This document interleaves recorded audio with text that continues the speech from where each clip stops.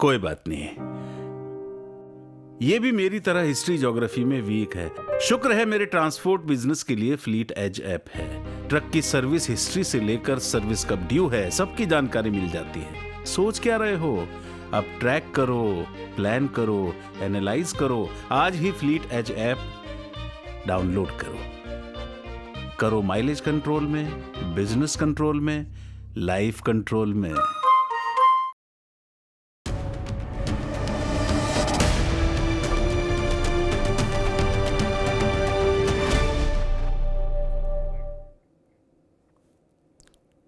शरणार्थी और घुसपैठिया, इन दोनों में बुनियादी अंतर है। जो शरण लेने आया है वह हमारी करुणा और उदारता का पात्र है, लेकिन जो घुसपैठ करने आया है उसका प्रतिकार हमारी शक्ति और सामर्थ्य के साथ होना चाहिए। ये सीए जो है ना, इसका भी मसला इतना ही है बस। बाकी तो कहानी है कि घुसपैठिया कौन है और शरणार्थी कौन है। क्या देश के लिए दुखद नहीं कि हम हिंदू, सिख, जैन, ईसाई, पारसी, बौद्ध ऐसे धर्म के अनुयायी जो पाकिस्तान, बांग्लादेश या अफगानिस्तान में धर्म के आधार पर प्रताड़ित हो रहे हैं और वो यहां आ गए हैं 2014 से पहले, इस दिसंबर से पहले, जैसा कि इस कानून में जो एक कट ऑफ डेट रखी गई, हम उनको पाकिस्तानी कह रहे हैं। भारत में पाकिस्तानी का मतलब क्या है? जब किसी को पाकिस्तानी बोलते हैं तो उसका आशय क्या होता है? पाकिस्तान से अपनी बहन बेटी की इज्जत बचाने के कारण रोते बिलखते जो हिंदुस्तान आया हिंदू, सिख, उसको भारत के राजनेता पाकिस्तानी कह के दुत्कारेंगे, कहेंगे ये चोर है, ये डकैत है, ये लूटपाट करने आए हैं। घर का बच्चा घर से बाहर चला जाए, अपनी गृहस्थी बसा ले, घर से कोई ताल्लुक ना रखे, फिर भी जब कष्ट में आए और घर की कुंडी खटखटाता है तो घर का दरवाजा खुला मिलता है। यही प्रक्रिया है लोक जीवन की, यही मर्यादा है भारत के जीवन की। आज कहा जा रहा है कि पाकिस्तानी आ रहे हैं, सीए को लेकर एक तस्वीर ऐसी बनाई जा रही कि मानो कोई मेन गेट खोल दिया है, झोला झंगड़ लेके जिसको देखो सो चला आ रहा, बोले सीए आ गया, लाओ नागरिकता। गुड्डू और पप्पू की दुकान पर नागरिकता मिलेगी क्या? एक व्यवस्था बनाई गई। भारत ने अपने उस वचन का पालन किया। असल में इस दौर के राजनेताओं के साथ विसंगति यह भी है कि उन्हें इतिहास का बोध कम है, या तो समय नहीं उनके पास, या दूसरे एक्स्ट्रा करिकुलर एक्टिविटीज में ज्यादा व्यस्त है। मैंने कई अवसरों पर कहा, 2019 में जब इस विषय पर काफी हाय हल्ला मचा था, तब भी मैंने कहा था, नोट कीजिए, महात्मा गांधी, सरदार वल्लभ भाई पटेल, डॉक्टर भीमराव अंबेडकर और राजेंद्र प्रसाद जी, इन 5 बड़ी विभूतियों ने यह वचन दिया था, वचन, भाषण नहीं, वचन, कि जो भी अल्पसंख्यक हैं पाकिस्तान में, वो जब भी अपने को असुरक्षित महसूस करें और उन्हें लगे कि हमको अपने मादरे वतन लौटना है, मूल स्थान पर लौटना है, तो गांधी के शब्द थे कि भारत अपनी दोनों बाहें फैलाकर उनका स्वागत करेगा। हम गांधी की मर्यादा को भी लांघना चाहते हैं, पटेल की मर्यादा को भी लांघना चाहते हैं, अंबेडकर की मर्यादा को भी लांघना चाहते हैं, राजेंद्र बाबू की मर्यादा को भी लांघना चाहते हैं। या फिर ये कह दीजिए कि हम आज के कुछ नेता उनसे ज्यादा समझदार हैं, या तो ये ममता जी ये कह दे कि भाई हम गांधी, पटेल, नेहरू से ज्यादा काबिल हैं, तो चलो फिर यही बात खत्म करो फिर। नहीं, और कांग्रेस पार्टी ने भी एक औपचारिक वक्तव्य जारी किया था। कि देश हमेशा पाकिस्तान से लौटकर आने वाले अल्पसंख्यक का स्वागत करने के लिए तत्पर रहेगा, अपनी जिम्मेदारी निभाएगा। कुछ राज्यों ने कहा है, ममता जी का राज्य उसमें प्रमुख है, कि हम अपने यहां सीए लागू नहीं होने देंगे। मैं हैरान हूं और थोड़ा अचंभित भी हूं। ये नागरिकता का मसला है, राशन कार्ड का नहीं। राशन कार्ड आप बना सकते हैं, चाहे जिसका बनाओ चाहे जिसका ना बनाओ, आपको हक है। नागरिकता भारत की होती है, पश्चिम बंगाल की या दिल्ली की या कड़कड़डूमा की या हौज खास की नहीं होती। कल को मोहल्ला भी कहेगा कि आरडब्ल्यूए कहेगा हम अपनी नागरिकता जारी करेंगे, ये नहीं चलता। नागरिकता भारत की है और उसके नियम कायदे तय करने का शून्य अधिकार, सार्वभौमिक अधिकार भारत की संप्रभु संसद के पास सुरक्षित है। कोई राज्य की सरकार या राज्य की विधानसभा भारत की नागरिकता के विषय पर निर्णय नहीं कर सकती, ये जान लीजिए। फिर भी ये दुष्प्रचार हो रहा है, तो इसके पीछे कोई तो डिजाइन होगी। सीए को लेकर जो द्वंद्व छिड़ा है, जो गोलबंदी हो रही है, उस पर हमारे साथियों ने एक रिपोर्ट तैयार की है। जरा उस रिपोर्ट को देखिए, फिर मेहमानों से परिचय कराएं और फिर बहस में चलते हैं।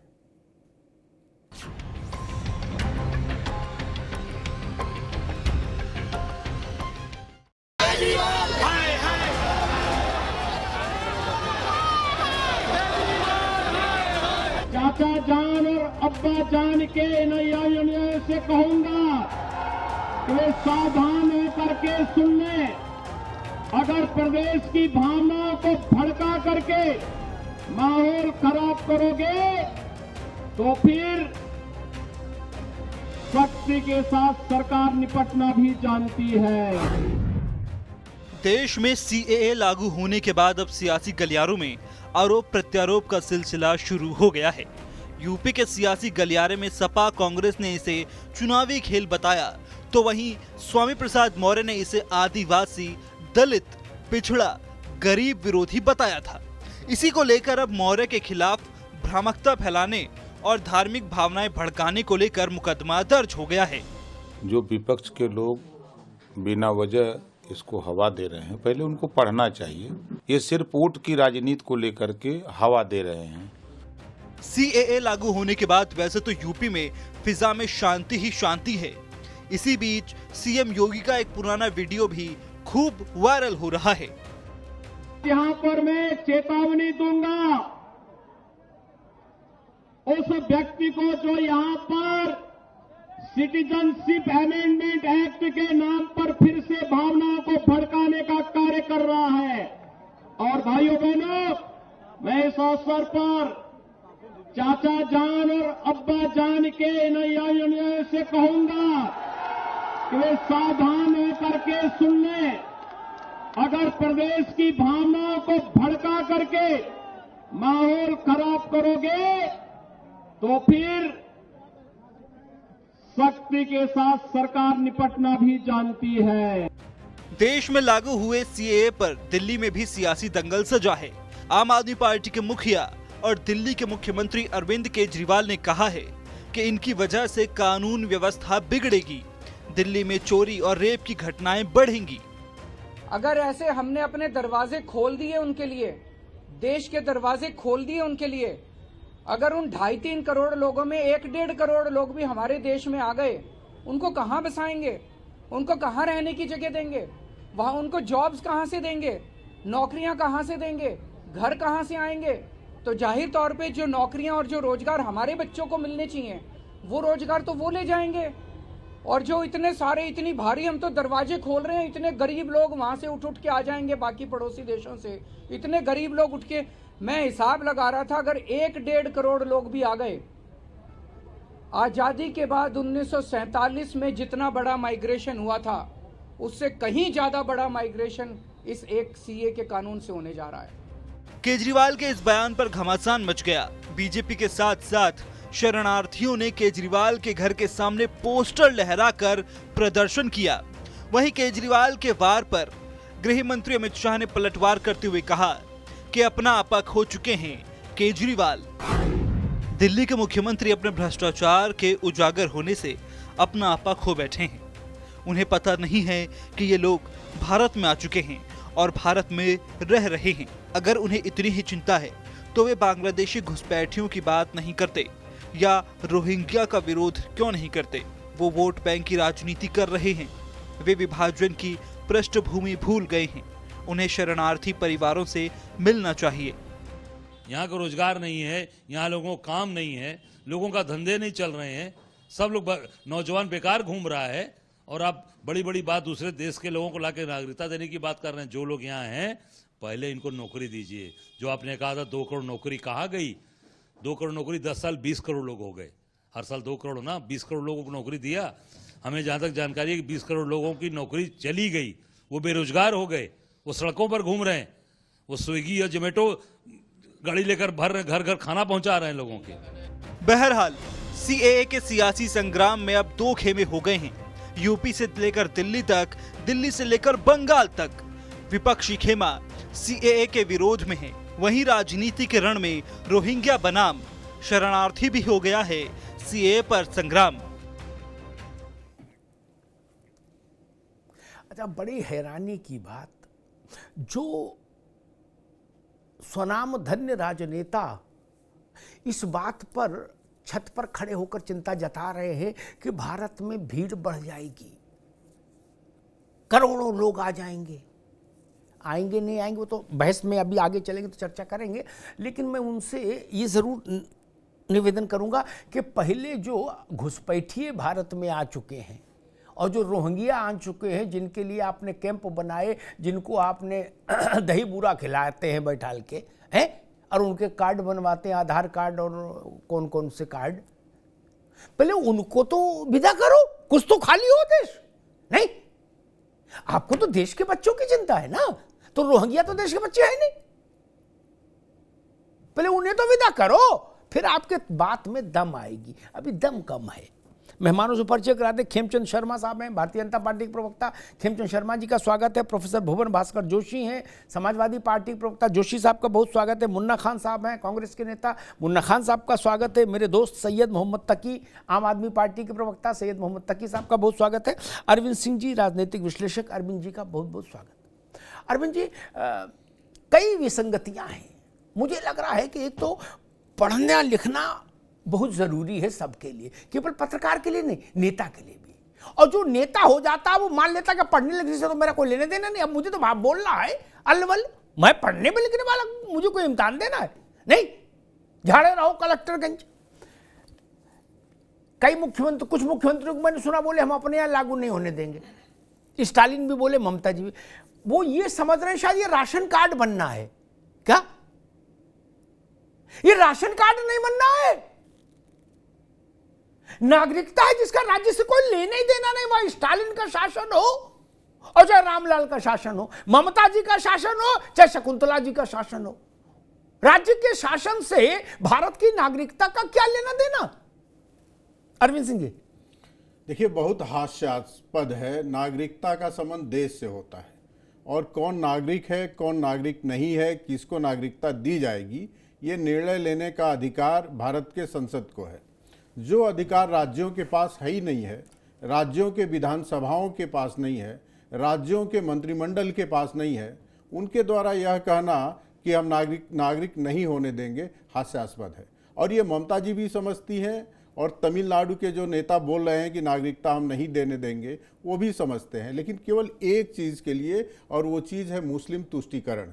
उनको लगता है कि हम ये जब कहेंगे कि भारत में आए हुए जो हिंदू शरणार्थी हैं, जो जैन शरणार्थी हैं, जो बौद्ध शरणार्थी हैं, जो ईसाई हैं, जो पीड़ित होकर भारत में आए हैं, उनको हम नागरिकता नहीं देंगे तो मुस्लिम वर्ग खुश हो जाएगा और उसका एक मुश्त वोट हमें मिलेगा। तो केवल और केवल वोट बैंक के लिए बातें की जा रही है। और एक लाइन मैं और जोड़ूंगा, अमिताभ जी, आप विद्वान एंकर हैं, आप वरिष्ठ पत्रकार हैं, आप बताइए 1947 के पहले जिनको आज आप अभारतीय कह रहे हैं, वो इसी भारत सनातन के अंग थे।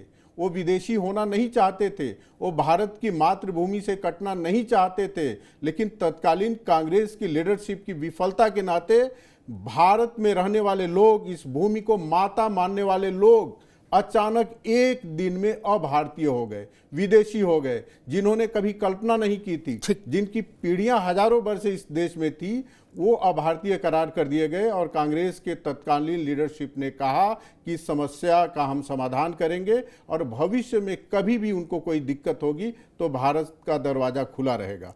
और आज जब भारत अपने संकल्पों के तहत एक कदम उठा रहा है तो उसका विरोध किया जा रहा है, ये बहुत शर्मनाक है। ठीक, तकी साहब, अच्छा ये बताओ, ऐसा तो कुछ कंफ्यूजन हो गया हो, हम लोग समझो ये RWA का मामला है क्या?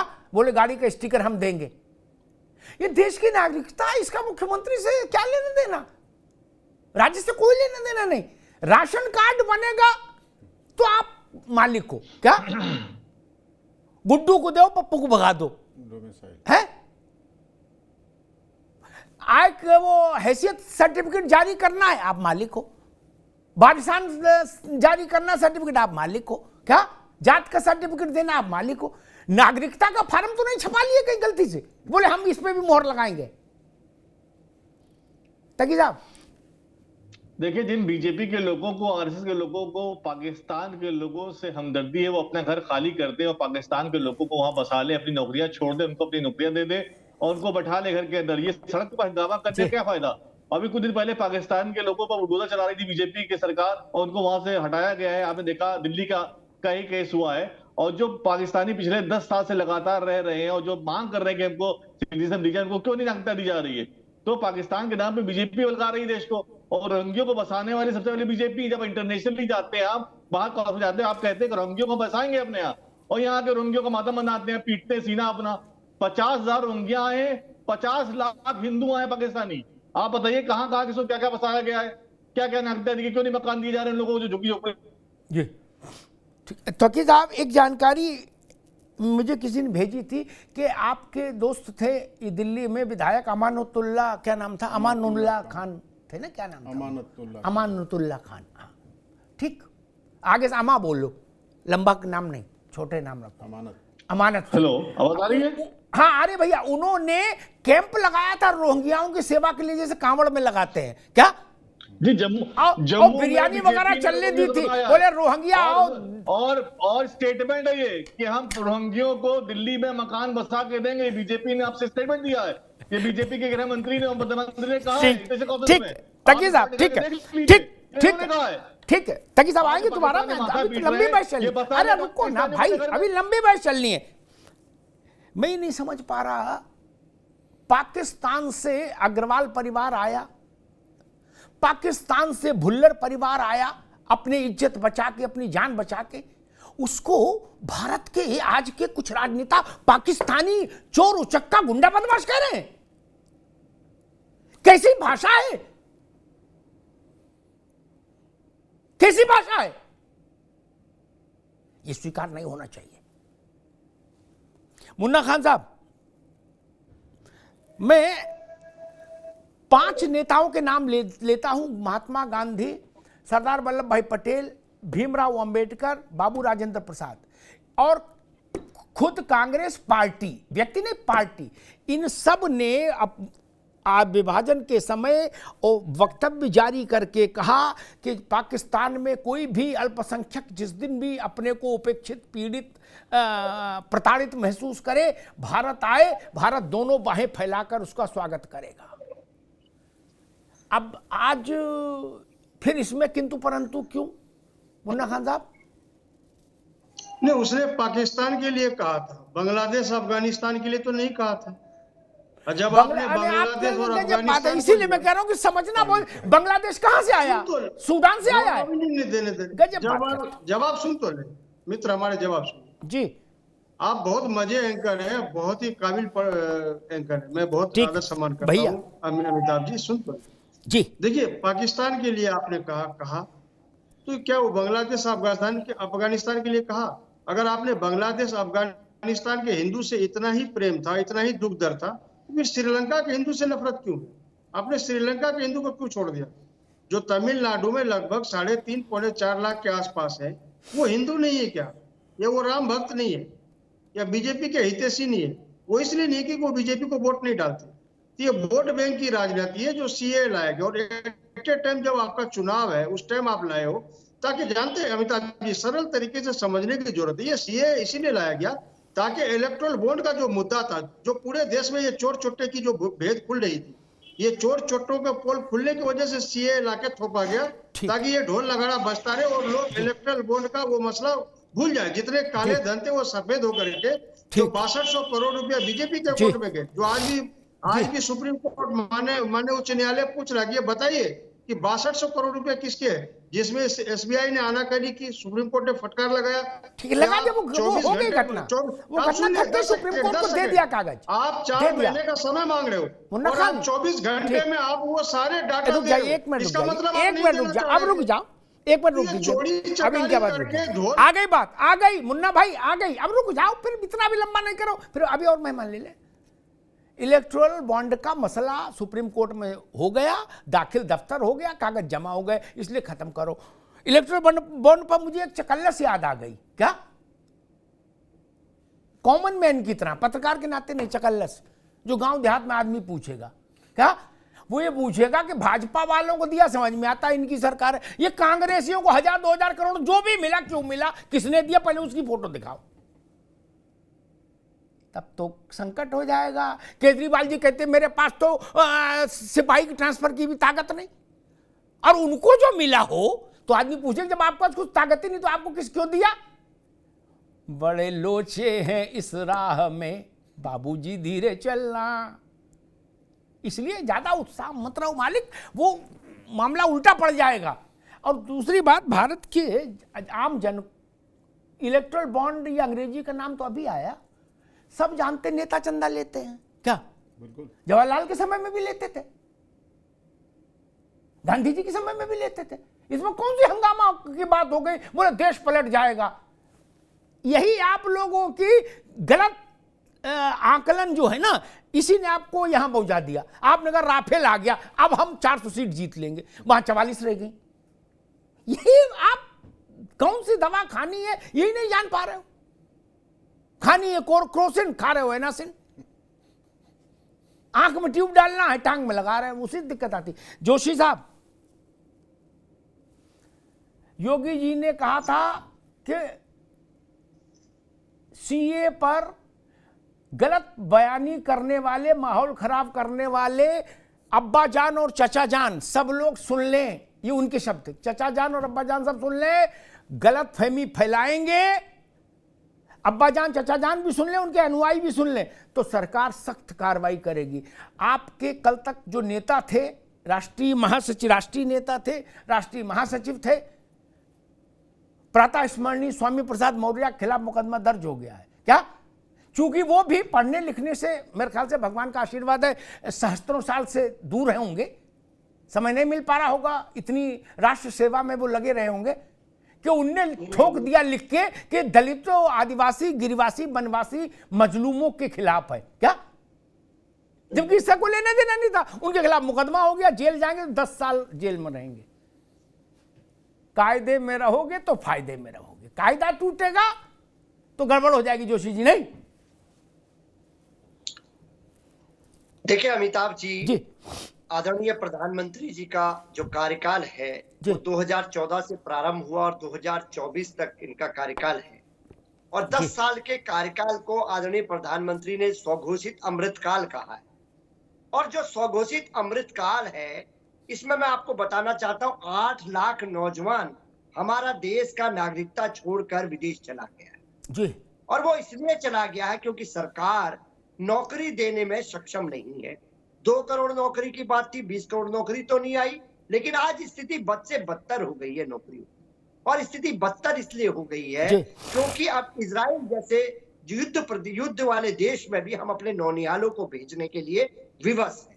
अब मैं पूछना चाहता हूं आपके चैनल के माध्यम से, जो ये सीए लेके आए हैं, तो उन नागरिकों को क्या 5 किलो अनाज खिलाएंगे या 5 किलो अनाज बांटेंगे जो हमारे देश में 80 करोड़ लोगों को मिल रहा है? क्या उनका स्वागत इस प्रकार होगी? हमारे नौनिहालों के लिए तो नौकरी है नहीं, और जब पेपर लीक हो रहा है, लट पड़ रहा है, और लट पड़ने आंदोलन कर रहा है, आंदोलन के बाद लट पड़ रहा है, ये परिपाटी उत्तर प्रदेश में आम हो गई है। और मैं कहना चाहता हूँ माननीय प्रधानमंत्री, माननीय अभी आप कहते हैं योगी जी ने उन पर वो लगाने का काम करा है, कानून का इस्तेमाल करके उनके दबाने का काम करा है। यही दबाने का नहीं, अरे भाई आप कानून तोड़ोगे तो मुकदमा नहीं होगा क्या?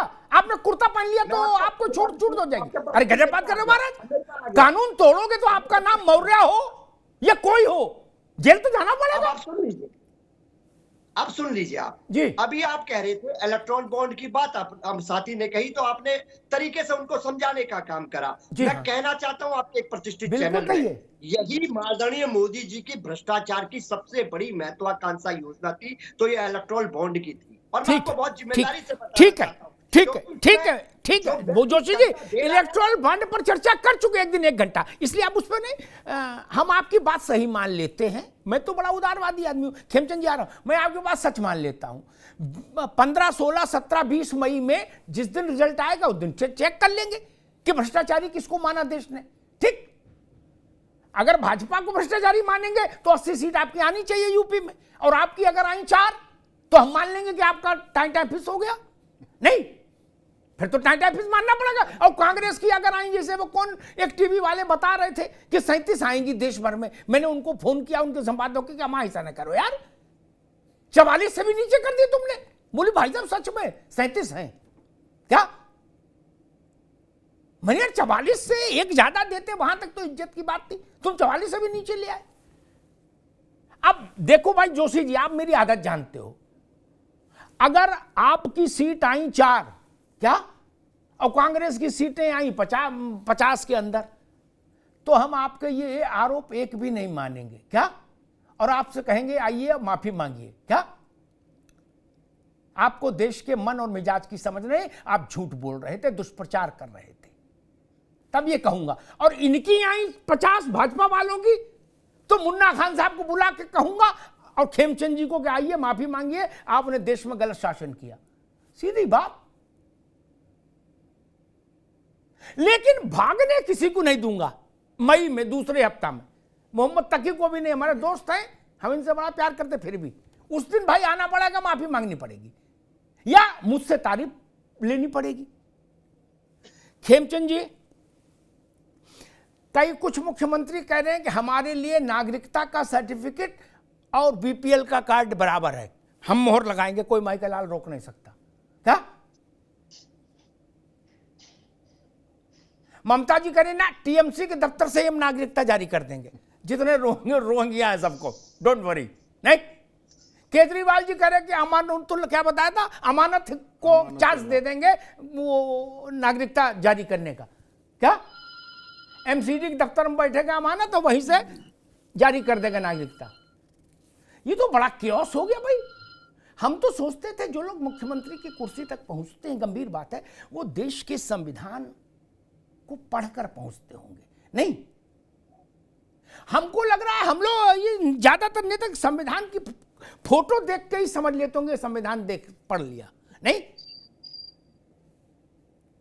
क्योंकि जिसको भी संविधान पता है वो जानता है कि देश की नागरिकता किसके पास रहे और किससे छीनी जाए, ये अधिकार राज्यों के पास नहीं है। फिर काहे को एएनआई पे बाइट ठोके पड़े लोग। खेमचंद जी नमस्कार, जय हिंद। नमस्कार। तो भाई अभी चारों मतलब 3 लोगों ने विपक्ष में बात की है, और जैसा आपने सवाल उठाया, सभी को बोलने का भारत में अधिकार है, लेकिन सच्चाई तो सच्चाई रहेगी। किसी के बोलने से सच्चाई नहीं बदल जाएगी। वो कह सकते हैं, अपने लोगों को खुश कर सकते हैं, जिन कट्टरपंथियों को टारगेट कर रहे हैं, जो उनको वोट करते हैं, जो उनके साथी हैं, उनको खुश कर सकते हैं। लेकिन सच्चाई तो ये है कि ऑनलाइन कोई भी अप्लाई कर सकता है, जो बांग्लादेश, पाकिस्तान, अफगानिस्तान से आया हुआ है 2014 से पहले, यहाँ पे दुखी है, पीड़ित है, वो अप्लाई कर सकते हैं, उनकी इंक्वायरी होगी और उनको नागरिकता मिलेगी। और ये चाहे जो करना चाहे वो कर सकते हैं। अब बात आती है कि भाई अब अलग अलग बातें कही। अब सैयद मोहम्मद साहब ने एक बात कही कि यहाँ पे 10-12 साल से लोग पहले रह रहे हैं, आप उनको नागरिकता क्यों नहीं देते? अरे भाई, उनको नागरिकता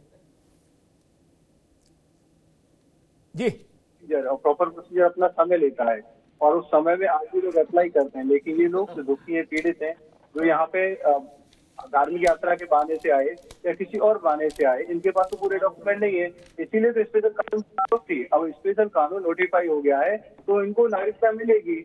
और आपको दिल्ली में मैं याद दिला दूं कि आपके प्रशांत भूषण आपके बड़े नेता रहे, फाउंडर मेंबर रहे, जिन्होंने इनिशियली आपको फंड किया, सब कुछ दिया, उन्होंने 1 करोड़ रुपया दिया था वही नंबर 1 में। हाँ, प्रशांत भूषण जी ने बोला था कि इनको डिपोर्ट मत करो, और आप लोग दिल्ली में 10,000 रुपए फ्री में बिजली, फ्री में पानी आप रोहिंग्या और बांग्लादेशियों को देते हैं। आप उनके खिलाफ नहीं बोलते, आप ये नहीं कहते कि दिल्ली से सारे बांग्लादेशियों को बाहर करो, दिल्ली से सारे रोहिंग्या को बाहर करो, ये दिल्ली को खराब कर रहे हैं, दिल्ली में चोरी कर रहे हो। बल्कि ये सच्चाई है, दिल्ली में दिल्ली चोरी होती है, अफवाही डकैती होती है, वो रोहिंग्या और बांग्लादेशी की वजह से होती है। सुन लो शेर मोहम्मद साहब, मैंने आपको डिस्टर्ब नहीं किया। अभी केवल खेमचंद जी की बात भाई, अभी नहीं मोहम्मद जी मैं और रिकॉर्ड कह रहा हूँ कि भारतीय जनता पार्टी के ना किसी नेता ने कहा, ना किसी सरकार ने कहा, आम आदमी पार्टी विशेष प्रोविजन दिलाती है, आपके दिल में होगा, इसीलिए आप कह रहे हैं। हमने कहीं नहीं कहा कि हम रोहिंग्या और बांग्लादेशियों को बताएंगे, हमने हमेशा यही कहा कि हम रोहिंग्या और बांग्लादेशियों को बाहर करेंगे। अरे सुन लो पहले, आप हिंदू और सिख विरोधी हो, आप नहीं चाहते कि यहाँ पे दुखी पीड़ित बौद्ध आए, आप नहीं चाहते यहाँ पे दुखी पीड़ित क्रिश्चियन और पारसी यहाँ पे आए, उनके लिए कहाँ जाएंगे? आप एक बात बताओ, अफगानिस्तान में प्रॉब्लम हुई, वहाँ तालिबान आया और जो हमारे सिख और हिंदू भाई बहनों को इवैक्यूएट किया गया, कहाँ ले जाते उनको? कौन सा देश उनको एक्सेप्ट करता? गुरु ग्रंथ साहब को लेके जिस तरीके से भारत सरकार आई, कहाँ जाते हैं वो? वहाँ जला दिया जाता है, हमारे लोगों को मार दिया जाता है। और उसी अफगानिस्तान में लाखों की संख्या में हिंदू और सिख रहते थे कुछ साल पहले तक, अब वहाँ पे हजारों में भी नहीं है, अब तो सैकड़ों में भी नहीं है। कौन सी जगह? सिर्फ भारत ही तो है उनके लिए। अब पाकिस्तान और बांग्लादेश सबको यहाँ पे जब करोड़ों की संख्या में बांग्लादेशी 1971 में बसा लिए गए, उनको वापस नहीं किया गया। आज भी यहाँ पे लाखों की संख्या में यहाँ पे ऐसे रोहिंग्या को बसाया गया है और आप उनको फैसिलिटी दे रहे हैं। और आपको कुछ हिंदू यदि वहाँ से आते हैं, सिख वहाँ से आते हैं, बौद्ध वहाँ से आते हैं, तो दिक्कत होता है। हम भारतीयों को कोई दिक्कत नहीं है, समस्त भारतीय खुश है। कुछ लोग, जिसमें आम आदमी पार्टी के कुछ नेता, कांग्रेस के कुछ नेता, बाकी सब लोग खुश है और मानते हैं कि हमारी कमिटमेंट है, हमारी ड्यूटी है। या मैं एहसान नहीं कर, हमारी ड्यूटी है। पाकिस्तान के समय हमारी कमिटमेंट थी कि अगर आप पाकिस्तान में रह के, बांग्लादेश में रह के खुश नहीं है, उस समय का जो बांग्लादेश पाकिस्तान था, खुश नहीं है, वहाँ पे दुखी है, पीड़ित है, आपको सताया जा रहा है, तो आप भारत आए, आपका हक है, आपको पूरा सम्मान दिया जाएगा, बराबरी का अधिकार दिया जाएगा। तो वो अधिकार जो हमें देना चाहिए था, जो आप लोगों ने नहीं दिया, वो देने का काम हम लोग कर रहे हैं। और धिक्कार है आप लोगों पे जो इसको रोजगार से जोड़ रहे, इसको कह रहे हैं कि आप जो पाकिस्तान से लोग आ रहे हैं वो क्रिमिनल है, पर्टिकुलरली हिंदू और सिख क्रिमिनल है। अरे यहाँ पे लाखों की संख्या में जो माइग्रेंट आए थे उनका क्रिमिनल है। अरे उन्होंने दिल्ली को बचा। देखो कि दिल्ली की प्रोग्रेस में यहाँ पे जो हिंदू और सिख माइग्रेशन का कितना योगदान है, आप उन सबको गाली दे रहे हो, वैसे निंदा करता हूँ जी। ठीक बात खेमचंद जी। अरविंद सिंह जी, एक बड़ा सवाल खड़ा होता है। वो तो अलग बात है कि पंजाब में जब केजरीवाल जी की बात पहुंचेगी कि जितने भी आएंगे वो सब गुंडे होंगे, चोर होंगे, डकैत होंगे, गिरहकट होंगे और भारत में लूटपाट मचा देंगे, तो पंजाब में उसका क्या रिएक्शन होगा? वो तो बेचारा भगवंत मान झेलेगा क्या जी? क्योंकि फिर तो सरदार ढूंढेंगे भगवंत मान को कि तुम सिख किधर हो जी, आओ। लेकिन एक बेसिक प्रश्न, मैं तो बड़ा सरल भाषा में बात करना चाहता हूं। एक युवा चला गया अपने गांव से बाहर, मुंबई चला गया, ठीक, कोई संपर्क नहीं रहा। मुंबई में उसके साथ कुछ ऐसा घटा जिससे उसको अपने घर की याद आई, उसको लगा कि नहीं मैं अपने गांव चलूं। और वो गांव आए और अपने घर की कुंडी खटखटाए, तो क्या उसको भगा देना चाहिए? क्या उसके लिए कुंडी नहीं खोलनी चाहिए? यही एग्जैक्टली भारत कर रहा है। इसकी तुलना रोहिंग्या से कैसे हो सकती है? इसकी तुलना ढाटा बांध के आने वाले घुसपैठियों से कैसे हो सकती है? इसका मैं जवाब देता हूं। देखिए, जब भारत स्वतंत्र हुआ तो किसी को कोई आपत्ति नहीं थी, सब खुश थे। लेकिन एक समुदाय विशेष के लोग, और मैं नाम लेकर कहूंगा इस्लाम मानने वाले लोग, उनका मानना था कि भारत में हिंदुओं के साथ या भारत के शेष जनता के साथ हम नहीं रह सकते। शेष जनता के साथ हम नहीं रह सकते। उन्होंने इस्लाम के आधार पे एक देश ले लिया। लेकिन भारत की जो शेष जनता थी, जो पाकिस्तान में फंस गई, इस समय जो बांग्लादेश है उस भूभाग में फंसी, वो रातों रात अभारतीय हो गई, विदेशी हो गई। आप कल्पना करिए, प्रोफेसर भुवन भास्कर जोशी वहां होते, या दूसरे कोई वहां पर होते या मैं होता या आप होते और अचानक लीडरशिप की गलत नीतियों के कारण आज हम हिंदुस्तानी हैं और कल सुबह उठ रहे हैं तो पता चले हम भारतीय नहीं रह गए, तो इसमें भाई हमारा क्या दोष है? अपनी ही मातृभूमि से हमें काट दिया गया, हमारी मातृभूमि थी, उनको अधिकार है। इसलिए यहाँ कांग्रेस के नेता बैठे हुए हैं, कांग्रेस के नेताओं ने महसूस किया, और आपने 4 नेताओं का नाम लिया, वो चाहे बाबा साहब हो या पटेल हो या राजेंद्र बाबू हो, सबने कहा कि जब भी अल्पसंख्यकों खुद गांधी जी, जो गांधी जी ने कहा कि कोई दिक्कत होगी तो भारत का रास्ता हमेशा खुला रहेगा, वो कभी भी भारत आएंगे तो उनका भारत में स्वागत होगा।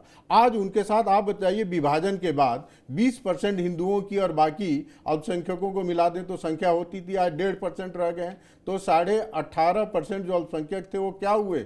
आसमान उनको खा गया, जमीन निगल गई। क्या हुआ? कितना अत्याचार हुआ होगा? भुवन भास्कर जी, आपका परिवार होता, आपकी माँ बेटियां होती, आपके पिताजी होते, मेरा परिवार होता, तो हमारे दिल के ऊपर क्या गुजरता? वो पहले भी भारतीय थे, उनको अभारतीय शरारतपूर्ण तरीके से और गलत नीतियों के नाते किया गया। आज जो परिवार भारत में रह रहा है और और बुलाने की कोई बात नहीं है, 2014 के पहले जो रह रहा है 47 के बाद, उनको नागरिकता देने की बात हो रही है। सबको बड़े मन से स्वागत करना चाहिए था, लेकिन दुर्भाग्य है कि केवल वोट बैंक के लिए और मुस्लिम वोट पाने के लिए राजनीतिक वितंडावाद खड़ा किया जा रहा है। ठीक, जोशी जी 1 मिनट, आप ही से पास आता हूं।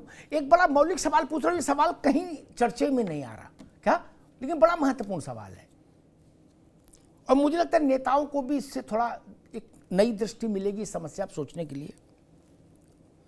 विभाजन से कुछ समय पहले देश में चुनाव हुआ, उस चुनाव में मुस्लिम कॉन्स्टिट्यूंसीज रिजर्व की गई। आज जैसा रिजर्वेशन नहीं था, ताकि सब आप लोग समझ लो, जो नौजवान लोग हैं, खेमचंद जी आप भी, कि केवल व्यक्ति मुसलमान खड़ा होगा, ऐसा नहीं, मुसलमान ही खड़ा होगा, वोट भी मुसलमान ही देगा, ये व्यवस्था थी उस वक्त, ताकि साहब समझ गए? खेमचंद जी आप भी, अरे रुको भाई मुन्ना खान, पहले समझा तो करो। आप तो पाकिस्तान में कह रहे बांग्लादेश नहीं लिखा था, आजादी के समय की व्यवस्था बात हो रही तब बांग्लादेश था। आप तो और ज्यादा अभी चीजों को समझो। खैर 71 में बांग्लादेश पैदा हुआ, खैर छोड़िए, उसका नार 71 में कटा। अब आजादी के समय के विभाजन के समय पूछ रहे बांग्लादेश का तो नाम नहीं लिया, अरे तब बांग्लादेश था ही नहीं चाचा। खैर छोड़िए, जोशी जी, जितने मुसलमानों ने जिन्ना को वोट, रुक जाइए अभी आवाज नहीं, जोशी जी, जितने मुसलमानों ने जिन्ना को वोट दिया, यानी मुस्लिम लीग को वोट दिया, एक विषय पर वोट हुआ था। मुस्लिम लीग ने कहा था जो पाकिस्तान बनाना चाहते हैं वो हमें वोट दें। ठीक, जब बन गया पाकिस्तान, तो जिन लोगों ने पाकिस्तान बनाने के लिए वोट दिया था, उसमें गए केवल 30-40%, बाकी यहीं रह गए। बाकी बोले हम यहीं रहेंगे। बोले क्या करोगे? बोले भजन करेंगे, भजन करेंगे, हवन करेंगे, हवन करेंगे। नहीं, मैं नहीं समझा। अगर भाई 4.5 करोड़ मुसलमान था जोशी जी, और 72 लाख गया, क्या अब वोट सबने दिया था जिन्ना को, क्यों? इसको सोचना पड़ेगा ना, ऐसा क्या रहा फिर कारण? नहीं सोचना चाहिए। अमिताभ जी, आपकी बात का जवाब दूंगा जी, लेकिन अभी राजनीतिक विश्लेषक के रूप में बैठे हुए अरविंद सिंह जी ने माँ बेटियों की चिंता करी जी, बहुत अच्छा लगा। लेकिन भारतीय जनता पार्टी के लोग और उनके संबंधित विचारधारा के लोगों को मैं बताना चाहता हूँ, माँ बेटी की चिंता करते हुए आप बहुत अच्छे लगते हैं मुझे। अगर आप मणिपुर में वहां उनके दर्शन करने के मुझे अच्छे लगते हैं। आप जब हाथरस की दलित की बेटी के में आपने दही नहीं लगा होता, और माननीय प्रधानमंत्री की कॉन्स्टिट्यूंसी में जब रेप करने वाले आपके भारतीय जनता पार्टी के कार्यकर्ता थे और रेप होता है, तब आप माँ बेटी की चिंता करते। और मुझे खुशी होती जो कानपुर में ब्राह्मण माँ बेटी की हत्या योगी प्रशासन के द्वारा हुई, तब आप माँ बेटी की चिंता करते। तो आपके दर्द, जो देश में माँ बेटियां हैं उनके दर्द को तो आपको चिंता नहीं हो रही, लेकिन जो बाहर लोग हैं उनके आपके दर्द हो रही है। चलो किसी भी है, माँ बेटी है, इस बात से मैं इत्तेफा रखता हूं, लेकिन तब 2 मापदंड जो भारतीय जनता पार्टी और उनके विचारक लोगों के मापदंड है, ये शोभा आपको नहीं देता। पहला विषय। दूसरा विषय मैं आपके पास आना चाहता हूँ। आज क्या विषय है? रमजान के पवित्र दिन ये लोग इस बिल को लेके आ रहे हैं और इनका साफ साफ एजेंडा जोशी जी, है। एक मिनट, इसका रमजान से क्या लेने देना, मुसलमान से क्या लेने देना? इस कानून से मुसलमान कहीं प्रभावित ही नहीं है, उसका कोई लेने देना नहीं। रमजान से क्या मतलब इस बात का? मुसलमान ना इससे नफा में है ना नुकसान में है। मुसलमान इससे कहां प्रभावित है, मुझे बताओ ना। अमिताभ जी सुनिए, तो आप मौका नहीं देंगे तो हम लोग रमजान के दिन नहीं किया है, रमजान से पहले किया है। अब फिर गलत बयान नहीं कर रहे भवन जी, आप पढ़े लिखे हैं, क्यों गलत बयान नहीं कर रहे हैं? कार्यकर्ता उनको भी मौका दे दे, 30 साल, हालांकि नहीं हम भी नहीं है, थोड़ा हमें भी मौका। ठीक है, बता रहे ना, ठीक। मैंने एक मिनट जोशी जी, एक मिनट, एक लंबी बात नहीं, बुनियादी सवाल एक लाइन में उत्तर दीजिएगा। इस कानून का से मुसलमान ना प्रभावित हो रहा है, ना उसका नुकसान हो रहा है, ना फायदा हो रहा है, वो न्यूट्रल गियर में है। इस कानून से उसका क्या लेना देना? और जब मुसलमान का लेना देना नहीं तो रमजान का क्या लेना देना इससे? जोशी जी, जो भारतीय जनता पार्टी की जो सरकार, मैंने सवाल क्या पूछा, आपके जवाब क्या थे? मैं पूछ रहा हूं इस कानून से मुसलमान कैसे प्रभावित होगा? Tell me. मैं उसको बता रहा हूँ अमिताभ जी, मौका देंगे तभी तो बता पाऊंगा, मौका भी नहीं देंगे, बताने भी नहीं देंगे। मैं आपको बताना चाहता हूँ, भारतीय जनता पार्टी की जो सरकार है उसका एकमात्र उद्देश्य, अगर 10 साल की इनकी पॉलिटिक्स को देखेंगे, नहीं, आपने इस प्रश्न का उत्तर नहीं दिया, आपने दूसरी बात शुरू कर दी ना। Sorry Joshi ji, I am sorry, मैं इसीलिए कहता हूँ। नहीं जोशी जी, ठीक है, थैंक यू, रुक जाइए, ठीक है जोशी जी, अब रुकना होगा। ये नेताओं के साथ, ठीक है जोशी जी की आवाज रोक दीजिए। नेताओं के साथ दिक्कत क्या है, ये व्हाट्सएप का बेड़ा गर्क हो। जब से व्हाट्सएप आया उनने बिल्कुल किताब कापी पढ़ने छोड़ दी, बोले व्हाट्सएप से ठेले रहा हूं क्या? मैंने 6 दफे चिरौरी करके पूछा कि मेरा ज्ञान बढ़ाइए, तकी साहब आप बढ़ा दीजिए। जोशी जी ने तो दूसरी बात वो तो तकरीर शुरू कर दी। इस कानून से मुसलमान को मैं मानता हूं ना नफा है ना नुकसान है, उसका इस कानून से वास्ता नहीं। ठीक, ये वैसे मामला है जैसे विकलांग लोगों के लिए कानून है, तो जिसके हाथ पर दुरुस्त है वो कहिए मेरे खिलाफ है। अरे आपसे क्या लेना देना यार, आप अलग हो। तो इसका मुसलमान से क्या मसला, रमजान से और ईद से? इस कानून में मुसलमान ना दाएं में है ना बाएं में है। देखिए, रमजान में तो भगवान राम का नाम आता है और भगवान राम की जान। अरे मैंने क्या पूछा, आप भी कहानी शुरू कर दिए। मैं कह रहा हूं मुझे मेरा ज्ञान बढ़ाइए, सीएए कानून का मुसलमान से क्या लेना देना, जो आप लोग कह रहे हो मुसलमानों के खिलाफ है। रमजान में भगवान राम है और भगवान राम की जान है, लेकिन ये कानून आर्टिकल 14 का उल्लंघन है, अपमान है। कैसे? आर्टिकल 14 धर्म के आधार के ऊपर किसी को साथ भेदभाव नहीं करता। आप कह रहे हैं बाहर से लोग आ रहे हैं जो धर्म के हिंदू, आपके पास अगर कोई हो सकता है कोई जूस बाहर बैठता हो, जूस को नहीं एक्सेप्ट करेंगे आप? हो सकता है कोई ऐसा व्यक्ति भी हो जिसका कोई धर्मी ना हो, जो पाकिस्तान में उसको नहीं एक्सेप्ट करेंगे आप? बहुत से इसके अंदर डेफिनेशन है, बहुत सी इसके अंदर बारीकियां हैं जिसको बीजेपी ने बिल्कुल उसके बाद में रोहिंग्याओं को लड्डू खिलाना शुरू कर दोगे? जो लोग बीच में हैं, जो लोग नहीं है, उनको क्या करेंगे आप? तो आप मुझे गलत किए। दूसरी बात, ठीक, मुन्ना खान, ठीक है भैया, ठीक, एक मिनट जी तकी साहब, आप कह रहे हैं लोगों को ज्ञान नहीं संविधान का, क्या बीजेपी के लोगों को और संघ के लोगों को और गोदी मीडिया उसको ज्ञान है पूरा संविधान का? भारत एक संयुक्त राज्य है, सब राज्य, सारे राज्यों को विलय करके भारत देश बना है, सबके साथ शर्तों पर बनाया गया है। और जो बेस पे आदमी है, कौन पार्लियामेंट करेगा? क्या समझते हैं कौन पार्लियामेंट करता है? सभासद करता है, वहां का लोकल आदमी करता है, पार्लियामेंट करता है। कि आप यहाँ के नागरिक हैं, प्रधानमंत्री नहीं साइन करता है आपकी नागरिकता के ऊपर। नागरिकता पे साइन करने का अधिकार वहां के सभासद को है, वहां के लोकल अधिकारी को। मैं तो कह रहा हूं आम आदमी पार्टी को है, कोई बहस काय को, आप खुश रहो। मैं तो कह दूंगा आम आदमी पार्टी के जो भी यूथ विंग के लोग हैं वो नागरिक, लेकिन अरे रुक जाओ, अभी रुकना होगा तकी जी, अभी रुकना होगा। अरे रुक जाओ, मैं फिर बता दूं। अरे रुको भाई, अरविंद केजरीवाल ना बनो महाराज, रुक जाओ। करेगा, लोग थाना करेगा, प्रधानमंत्री करने नहीं आएगा, गृह मंत्री करने नहीं आएगा। ये वैसी ही थिथरई है, मैं बहुत विनम्रता से कह दूं, ये वैसी ही थिथरई है जैसे कल कोई मनवड़ मुख्यमंत्री ये कहने पे आमादा हो जाए कि मैं, सुनो जी मेरी तबीयत मचल रही है, तो बोले अब क्या करोगे? बोले मैं अपना पासपोर्ट जारी करूंगा। क्या वैसी थित रही कुछ है। भी कह लिए, पासपोर्ट जारी गजब कर रहे हो यार। फिर कहोगे पासपोर्ट में वेरिफिकेशन तो सिपाही करेगा, राष्ट्रपति तो नहीं करेगा, लेकिन कानून राष्ट्र संसद बनाएगी, ये समझ लीजिए। खैर मुन्ना खान साहब, ठीक है मुन्ना खान साहब, मैंने एक वक्तव्य सुना कांग्रेस का, तो मुझे ऐसा कंफ्यूजन हो गया कि कांग्रेस इस कानून को देर से लाए जाने से नाराज है। जयराम रमेश ने कहा कि सारी बात छोड़ दीजिए, मसला यह है कि 4 साल क्यों लगाए। क्या कांग्रेस इस कानून से इतना प्रभावित है कि उसको इस बात से नाराजगी है, गुस्सा है कि 4 साल क्यों लगे, तुरंत क्यों नहीं लाए? मुन्ना खान साहब।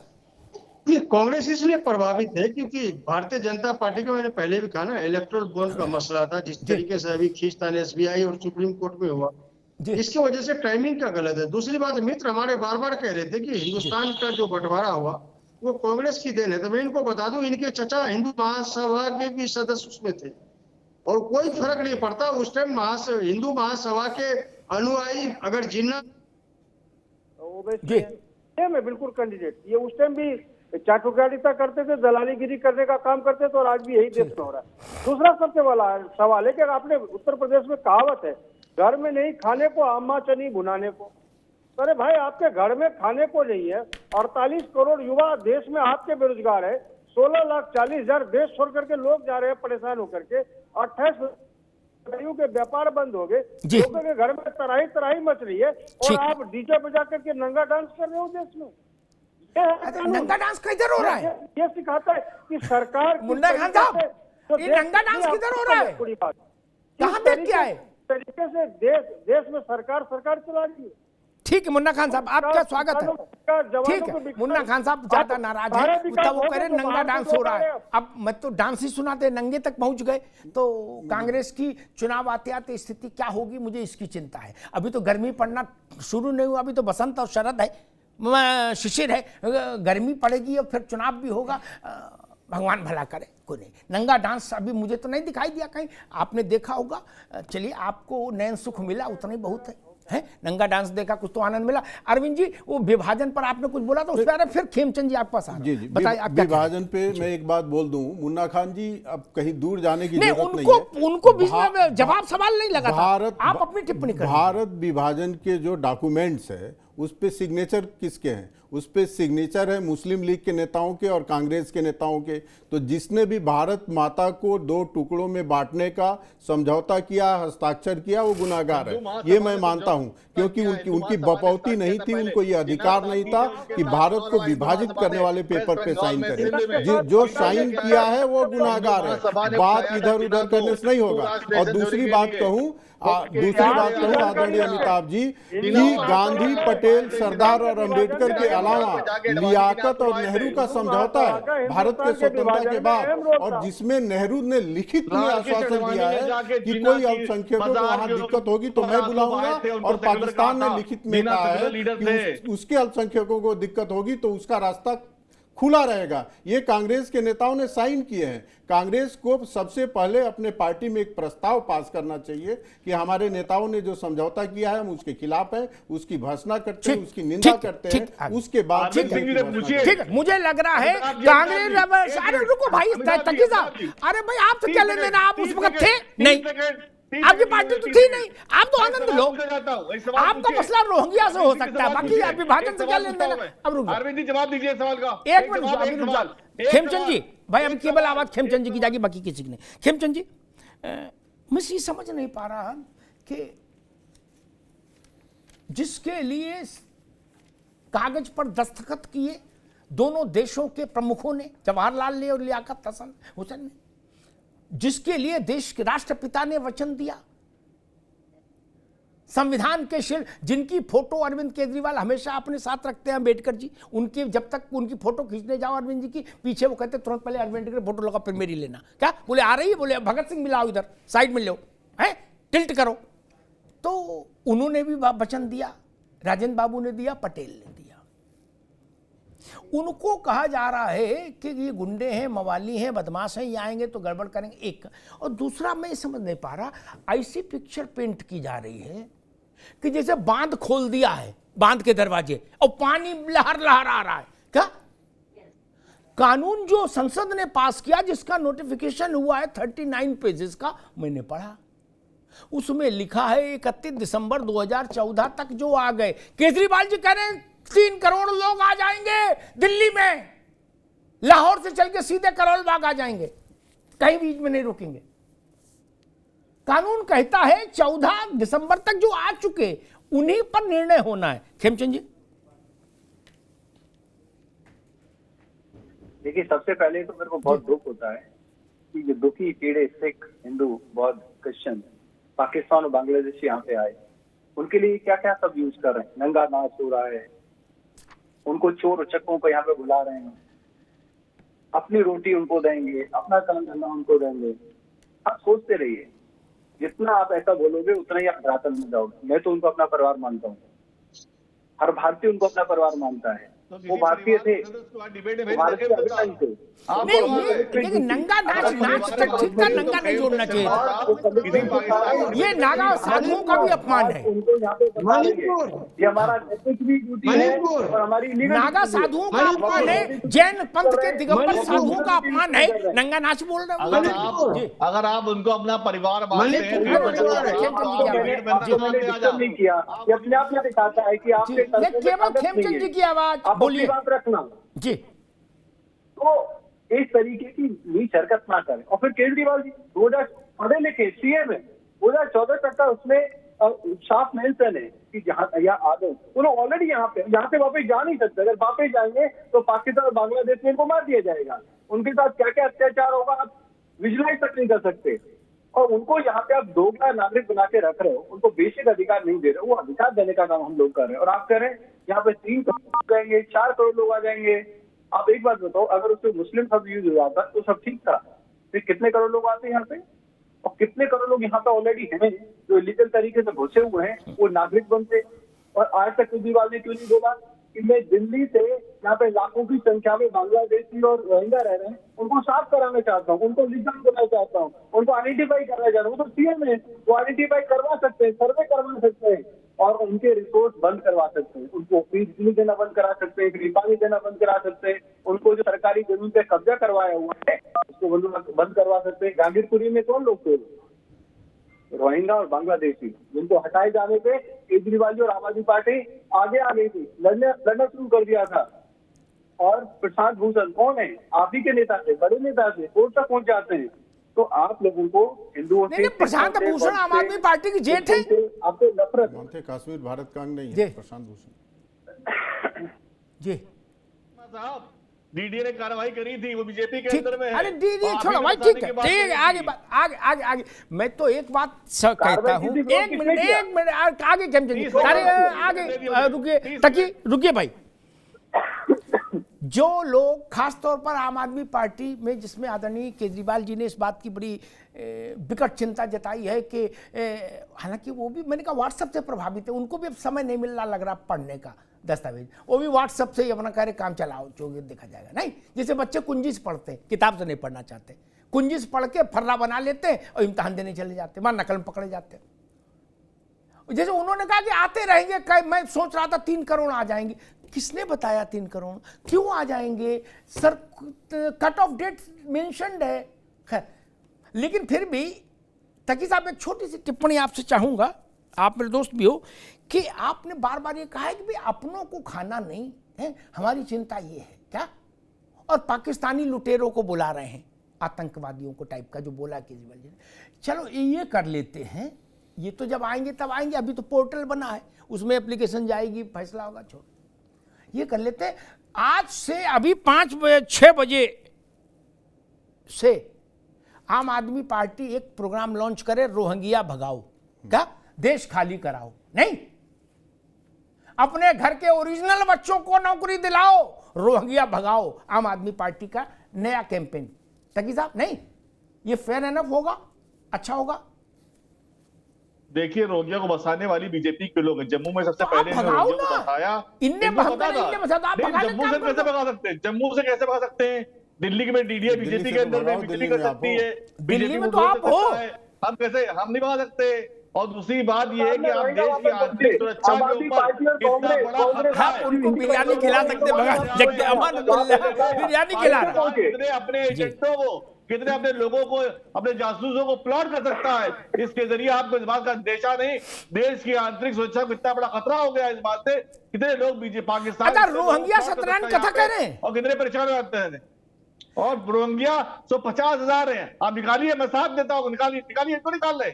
जब बताया आपने, आप मेरे पक्के मकान हम बना के देंगे उनको, बीजेपी ने बताया है, बीजेपी ने बताया है, पक्के मकान बीजेपी ने बनाए हैं, बिजली बीजेपी ने दी लोगों को। जोशी जी भाई अंतरराष्ट्रीय स्तर पर दूसरे दादा रे आराम से, ठीक है, आगे खेमचंद आगे बात। जोशी जी यही चुप आपसे ले लो।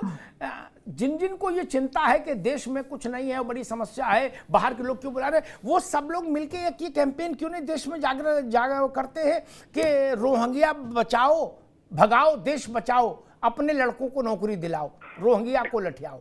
नहीं, एक इस तरह का कैंपेन शुरू हो जाए। समाजवादी पार्टी के पास तो कार्यकर्ताओं कमी नहीं है जी, जो आपने सजेशन दिया है जी, लेकिन हमें अगर जड़ तत्व से समस्या को हटाना है तो हमारे नेता ने तो इस बात को पहले ही कह दिया है, और हमने नारा दिया वहां पर उत्तर प्रदेश में 80 हराओ भाजपा हटाओ। हम लोग तो उस दिशा में काम कर रहे हैं, क्योंकि मूल तत्व तो मैं कह रहा हूँ रोहिंग्या हटाओ, आप कह रहे भाजपा हटाओ, गजब बात है यार। मूल जड़ तो बीजेपी निकलेगी। इस देश की अगर कोई समस्या है तो केवल भारतीय जनता पार्टी समस्या है, उस समस्या को जड़ से हटा दो, सारी समस्याओं का निराकरण हो जाएगा। क्यों, बेरोजगारी हट जाएगी, महंगाई हट जाएगी, भ्रष्टाचार हट जाएगा, महिला सुरक्षा ठीक हो जाएगी। उन मुद्दों से ध्यान हटाना है। जो हमारे बच्चे सुसाइड कर रहे हैं उनसे ध्यान हटाना है, तो इसलिए इसको लेकर आना है ताकि जोशी जी आगे बात अच्छे सर की। मुन्ना खान साहब, बस एक ही लाइन का सवाल, एक ही लाइन का उत्तर, बाकी तो आप कुछ भी कह सकते हैं, लेकिन फिर भी कि रोहिंग्या भगाओ, अपने बच्चों को नौकरी दिलाओ। जयराम रमेश को एक ट्वीट कर देना चाहिए कि कल से कांग्रेस इस मूवमेंट को शुरू करेगी, और एक यात्रा इसके लिए भी निकल जाए, रोहिंग्या हटाओ, क्या बुराई है? नहीं, मुन्ना खान साहब, मैं पहले भी कहा सवाल रोहिंग्या का नहीं है, सवाल अपने देश का। अपने देश के अंदर जितनी भी समस्या है, देखिए चाटुकारिता कर लेना अलग बात है, दलाली कर लेना अलग बात है, लेकिन समस्या से लड़ना, समस्या के लिए कहना ये एक अलग बात है। आज जो देश का समस्या है वो बिल्कुल ही, आप समझिए कि मैं क्या बताऊं, देश जमीनी स्तर पे भारतीय जनता पार्टी आपने तो बता दिया नंगा नाच चोरा में, और क्या बताएंगे इसके बाद, तो फिर अश्लील हो जाएगा। इलेक्शन तो जीत रहा है। अरे भाई ये चोर चोटे लोग हैं, सारे सिस्टम को हैक करके। ठीक है मुन्ना खान साहब, आगे बात, ठीक है, अच्छी बात, ठीक है, अभी रुकना होगा, आगे बात। कौन अच्छा शासन कर रहा है, किसका शासन अच्छा था, किसका बुरा है, मई के दूसरे हफ्ते तक रुकिए, सबको आईना दिख जाएगा। काय को अभी बीपी बढ़ा रहे हो? लेकिन मैं फिर भागने नहीं दूंगा, बस ये जान लेना। क्या घर से खाना खा के आना यहां बैठने के लिए, ताकि तंदुरुस्ती बनी रहे, और ग्लूकोज पीते रहना, नहीं पता लगा दिक्कत आ गई, भागने नहीं दूंगा। मेरी भी यही फितरत खराब है। हमारे मित्र जोशी जी ने कहा कि उन्होंने अपराध के धाराएं गिनाई, अपराधों के प्रकार गिनाए। मैं जोशी जी से बहुत अदब से कहूं, बेरोजगारी के कुछ बातें कहीं, मैं बहुत अदब से कहूंगा। मुलायम सिंह पहली बार मुख्यमंत्री बने तो इंडियन पेनल कोड की कौन सी धारा उत्तर प्रदेश में नहीं लगी, कौन सा अपराध नहीं हुआ? और अखिलेश यादव 12 में बने तब अपराध मुक्त उत्तर प्रदेश था? नहीं ना। 2 लड़कियों की लाश पेड़ पर लटकी पाई गई थी बलात्कार करने के बाद,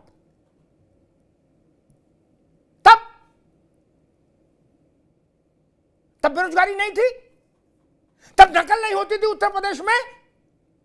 अरे कोई, आप किसी उस आदमी को समझा सकते हो जो लंदन में घूम रहा हो? मुझे समझाएंगे जो इटावा फरुखाबाद से लेके पंडरौना से लेके कुशीनगर तक गांव गांव छाने पड़ा है? गजब कर रहे हो भाई, ना। जितना प्रदेश को समझने का अनुभव नेताओं को है, उतना ही मुझे, मेरी उनसे कम सक्रियता थोड़ी ना है। या तो ये कह दो कि नहीं हमारे समय में राम राज्य था, उंगली तक किसी की नेल कटर से भी नहीं कटी, ठीक है। मैं ऐसे ऐसे कांड गिना दूंगा जब लाइन में खड़ा करके लोग मार दिए गए। किसका शासन था? जनसंघ वालों का तो था नहीं, भाजपा वालों को माफ करिए। क्या तब का वो कानून व्यवस्था थी? वो लोक व्यवस्था थी। वो लोक व्यवस्था कही जाएगी और ये कानून व्यवस्था कही जाएगी? क्या कर रहे हो भाई? कुछ तो सोचो समझो। रोहिंग्या से तुलना जो लोग कर रहे हैं वो घुसपैठी और शरणार्थियों के बीच में मैनिपुलेट कर रहे हैं। ये धूर्ततापूर्ण व्याख्या है। चोर डकैत और दरवाजे पर कुंडी खटखटा के आने वाले में अंतर होता है। अभी अफगानिस्तान में इस परिस्थिति खराब हुई। मेरे मित्र मुन्ना भाई जो कह रहे थे नंगा नाच, वो अफगानिस्तान नहीं गए, उनको वहां इच्छा पूरी हो जाती। वहां तालिबान नंगा ही नाच कर रहे थे और हंटर भी सटासट मार रहे थे, खाल उधड़ रहे थे। क्या जहाज के पंखों से लटक गए लोग, मर गए। उसको बोलते हैं नंगा वाला नाच। क्या आपको जाना चाहिए था देखने, तो आपको समझ आता कि नंगा नाच क्या होता था। कि साहब गलत तो नहीं कर रहा? तालिबानों ने वहां नंगा नाच किया था। क्या जो शिक्षा मंत्री बनाए थे वो भी कार्बाइन लेके आए थे, क्या ढाटा बांधे थे, उसको बोलते हैं नंगा नाच। अभी वहां सिखों के साथ अमानवीय व्यवहार हुआ। ताकि साहब आप तो सोचो समझो, मुन्ना खान के पास तो खोने को कुछ है नहीं, उन कांग्रेस पार्टी के पास। भगवंत मान का काहे को कुंडा कराओगे आप? है जो सिख आए हैं रोते बिलखते, उनको भगा दें। पंजाब में कैसे वोट मांगने जाओगे मेरे दोस्त? और राजौरी गार्डन में कैसे जाओगे? क्या कपड़े फट जाएंगे। और वोट छोड़िए, वोट मिले नहीं मिले, मेरे लिए वोट, मुझे राजनीति थोड़ी नहीं करनी।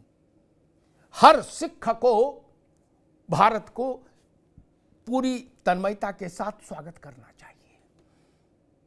हर हिंदू का स्वागत होना चाहिए। लोग अतार्किक बात कर रहे हैं। तीनों देश, बांग्लादेश, पाकिस्तान और अफगानिस्तान, इस्लामिक स्टेट हैं। इनको कहा जाता है अंग्रेजी में थियोक्रेटिक स्टेट, धर्माधारित राज्य, राष्ट्र। इसलिए वहां मुसलमान को शामिल नहीं किया गया। भाई थतरही करने पे आमादा हो। इस्लामिक स्टेट में इस्लाम मानने वाले का उत्पीड़न होगा, यह नहीं माना जाता है, जा सकता। और फिर भी आपकी समस्या है, आप उनके लिए सम्मान में वहीं चले जाओ।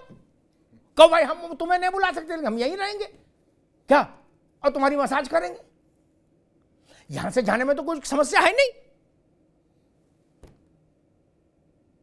और मैं तो कहता हूं एक ऐसा भी कानून बना दो खेमचंद जी, कि जिन लोगों का पाकिस्तान के, अफगानिस्तान के, बांग्लादेश के, वो जो वैसा मुन्ना खान जी जैसा नाच कर रहे हैं वहां लोग बताए, जो मुन्ना खान जी ने बताया उस टाइप का है, उनसे जिनका ज्यादा हेला मेला हो, हृदय में हिलोर उठ रही हो मिलने जुलने की, उनके जाने के लिए भी एक कानून बना दो कि भाई यहां अप्लाई करो ऑनलाइन और अपना सामान समेटो, परमानेंट निकल जाओ।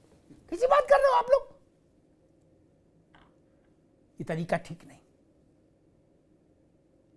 ये भारत की जिम्मेदारी है, दायित्व है। वो हमारे संतानें हैं, इसी राष्ट्र की संतानें हैं। ठीक कह रहे थे अरविंद। 14 अगस्त 1947 तक वो सब भारत के थे, भारतीय थे, उनकी एक ही नेशनैलिटी थी। दो लोगों ने अपनी अपनी महत्वाकांक्षाओं में कुछ कागजों पर दस्तखत कर दिए, हजारों लाखों लोगों का मुकद्दर रसातल में फेंक दिया। क्या लाहौर में रहने वाले लाला जी ने बोला था कि देश का बंटवारा करो? क्या रावलपिंडी में रहने वाले सुखा सिंह ने बोला था कि बंटवारा करो? बंटवारा नेहरू और जिन्ना की जिद थी। नेहरू और जिन्ना की जिद थी। गांधी जी खिलाफ थे, लेकिन अंत में उन्होंने इस महत्वाकांक्षा की बेलगाम जिद के सामने समर्पण कर दिया। अन्यथा गांधी ने तो कहा था कि मेरी लाश पर से भारत का विभाजन होगा, मेरी देह से विभाजन होगा। किस मुंह से हम बात कर रहे हैं? जोशी साहब, आप तो योग्य व्यक्ति हैं। विभाजन का दंश कोई भूल सकता है? देश की धरती रक्त से लाल हो गई थी। गाड़ियां आती थी, जिंदा लोग नहीं होते थे, लाशें आती थी। और ये बात रहस्य की बता रहा हूं, गूगल में नहीं मिलेगी और व्हाट्सएप में तो चेक भी मत करना, मिल ही नहीं सकती, कभी ऐसी गलती मत करना। पंजाब के मुसलमानों को छोड़कर, पंजाब में जरूर करीब 82-85% मुसलमान जिसने जिन्ना को वोट दिया था लीग को, वो पाकिस्तान चला गया। बाकी यूपी के आदमी ने भी जिन्ना को वोट दिया कि हम चाहते हैं पाकिस्तान बने। क्या? जब उनसे कहा चाचा बन गया जाओ, बोले हमें जाना थोड़ी ना, हम तो यहीं रहेंगे। भाई आप जब मन से पाकिस्तान के समर्थक थे ना, इसलिए ना वोट दिया। मैं जिस चीज के समर्थन में नहीं उसको वोट क्यों दूं? और जब समर्थन में थे तो फिर गए क्यों नहीं? मैं तो ये सवाल उठाऊंगा, ये बौद्धिक सवाल है। भोपाल वालों ने भी दिया। मद्रास प्रेसिडेंसी उस वक्त बोलते थे जोशी जी, आप तो जानते ही हैं, पूरा दक्षिण लगभग मद्रास प्रेसिडेंसी कहलाता, क्या दिन था क्या? वहां के मुसलमानों ने भी कहा जिन्ना मेरे भाई तुम्हारे लिए जान कुर्बान। 80% सीटें जिन्ना की पार्टी को मिली। उनसे जब कहा कि चलो बैठो पानी के जहाज में, बोले हम नहीं जाएंगे, हम तो यही मछली भात खाएंगे। तो फिर पाकिस्तान बनवाया क्यों? जिन्ना को हरवा देते तो पाकिस्तान नहीं बनता। आप मुस्लिम लीग को हरवा देते चुनाव। जिस बहुत गहरी बात करके बात समाप्त कर दूंगा अरविंद जी, आप अध्येता हैं, जिस बंगाल में डायरेक्ट एक्शन हुआ था, डायरेक्ट एक्शन से ज्यादा बुरी चीज कोई नहीं उस विभाजन के समय की। उस बंगाल में जिन्ना को सीटें सब मिल गई, मुस्लिम जितनी रिजर्व सीट थी सब मिल गई दिल्ली को, लेकिन वहां मुसलमान 32% ही गया। क्या? जितने ने वोट दिया उसमें 68% चुप्पी साथ की इधर ही घर के अंदर आ गया, बोले हम नहीं जाएंगे। क्यों? बड़े सवाल है मित्र, इसको घाल मेल मत करिए और इसको नंगा नाच मत कहिए। भारत माता के संतानें हैं ये, इनको गुंडा मत कहिए, इनको आतंकवादी मत कहिए। जो वास्तव में भारत की राष्ट्र की सुरक्षा के लिए खतरा है, घुसपैठिया रोहिंग्या, उनके लिए बोलते समय हमारी जीव कांपती है। हमें साहस नहीं, हम उनके लिए कोशिश करते हैं कि कोई कार्ड बन जाए। ममता जी कहती चिंता न करो, हम हैं, हम कोई ना कोई कार्ड बना देंगे। नहीं। और मुख्यमंत्रियों को भी एक अच्छी बात थी, किसी ने अभी कहा शायद तकी साहब ने कि भारत राज्यों का संघ है। बिल्कुल ठीक है भाई साहब, आपने जो बात कही उसको प्रणाम, लेकिन यह भी अकाट्य सत्य है कि कुछ विषयों का अधिकार केवल संसद के पास है, वो अधिकार राज्यों को नहीं दिए गए। विदेश नीति, संचार,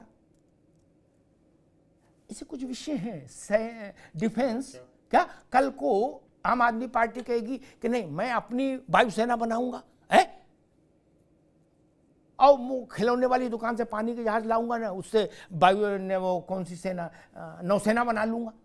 नहीं हो सकता मालिक, ये कोई गुल्ली डंडा का खेल है क्या? मर्यादा तो सीखनी पड़ेगी। जोशी साहब इस बात को जानते हैं। कोई कितना भी पॉपुलर मुख्यमंत्री हो जाए, भारत की मर्यादा की लक्ष्मण रेखा को तो नहीं लांघ सकता ना।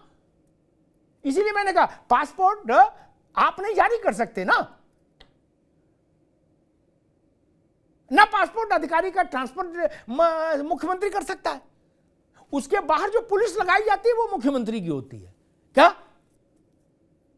जोशी जी गलत तो रहेगा? लेकिन पासपोर्ट की नीति रीति केंद्र तय करता है। वैसे ही नागरिकता किसको मिलेगी किसको नहीं मिलेगी, उसके लिए क्या शर्तें होंगी, ये बिल्कुल साफ है। इसका अधिकार केवल भारत की संसद को है, बाकी किसी को नहीं। धन्यवाद।